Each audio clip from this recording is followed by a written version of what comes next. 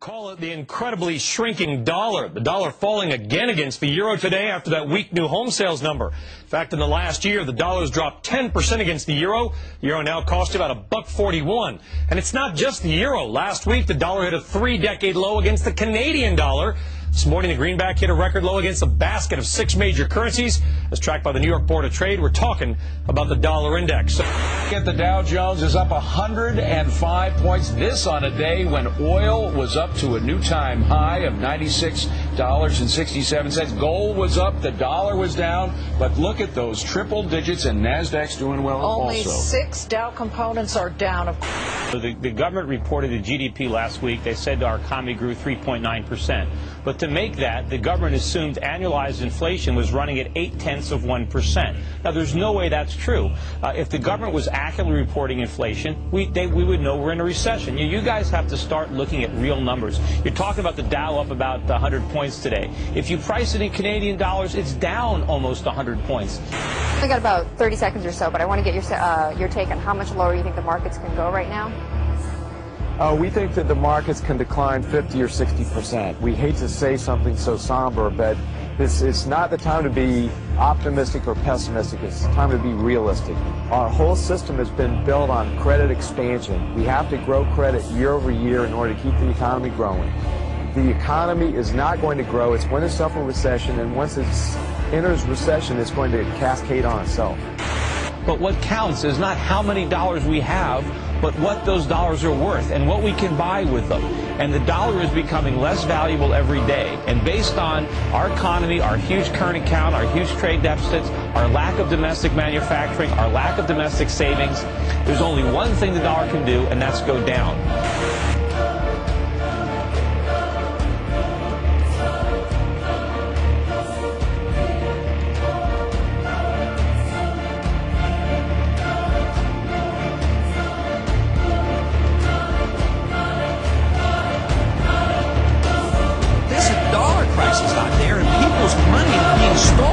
People who have saved, they're being robbed.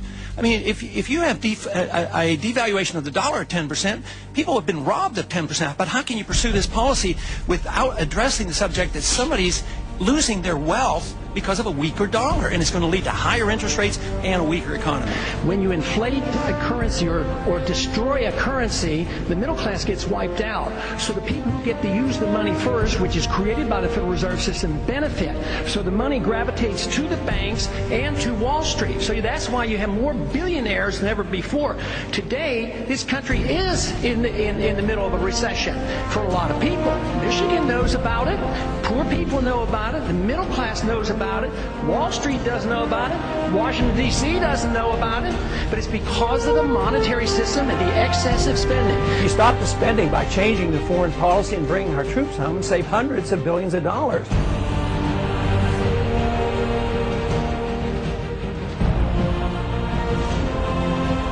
Nobody looks at the cause of our problems, and the cause comes from the Federal Reserve creating too much credit and distorting the markets. You can't have a current account deficit of $800 billion a year and think the currency is going to hold out.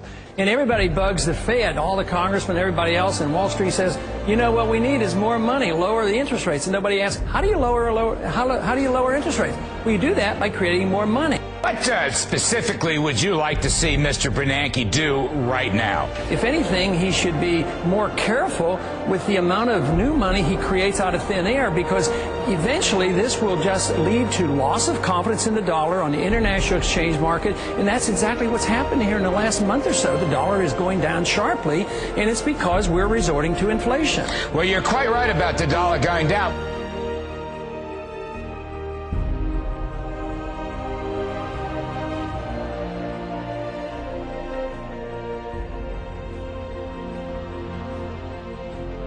And we have to realize it's our foreign policy that is deeply flawed, and we need to go back to our roots. We need to mind our own business. We need to have free trade. We need to have friendship with these countries, but we don't need to have an empire. We're going broke. The dollar's on its ropes. The end of an empire always comes when the currency is destroyed.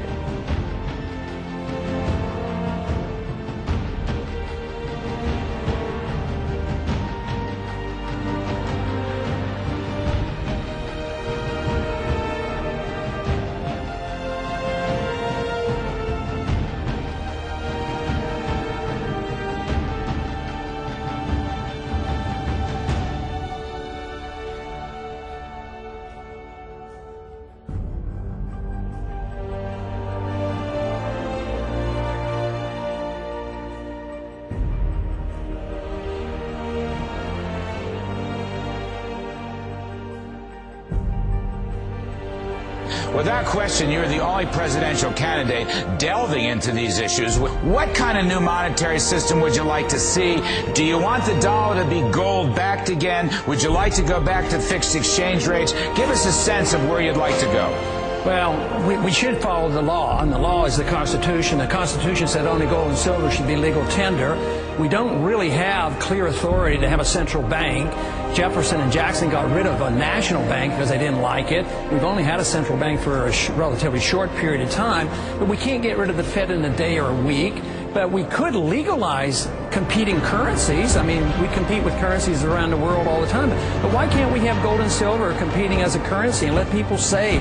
His monetary opinions, I want to give you the first whack because I found them very interesting. They're fantastic. I mean, Larry, just step back and realize how amazing it is. We have not had a presidential candidate who talked about free markets, who talked about monetary reform, who talked about tax reform the way Ron Paul does since Steve Forbes ran for president.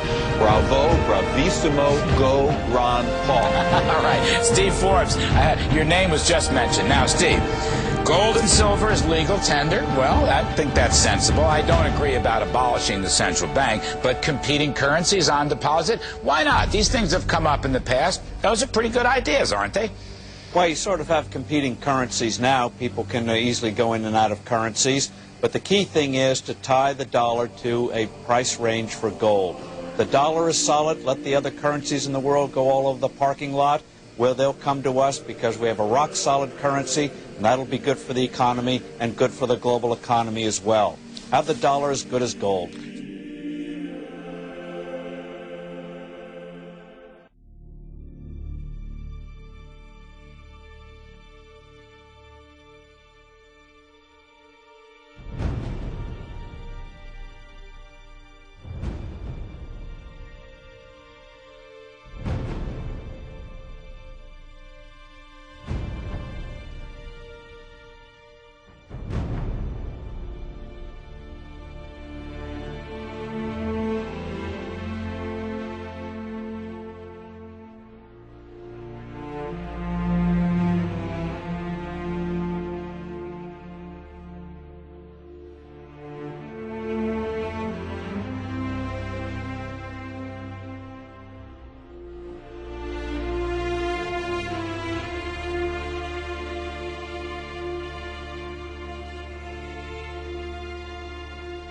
How are you going to protect the dollar?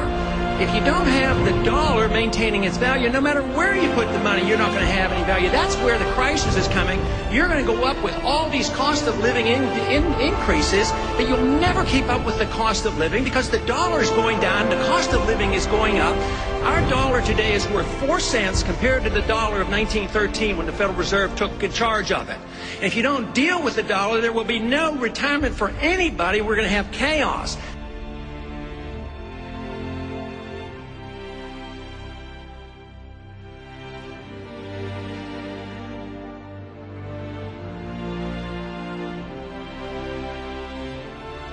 As long as we live beyond our means, we are destined to live beneath our means. And we have lived beyond our means because we are financing a foreign policy that is so extravagant and beyond what we can control, as well as the spending here at home. And we're depending on the creation of money out of thin air, which is nothing more than debasement of the currency. It's counterfeit.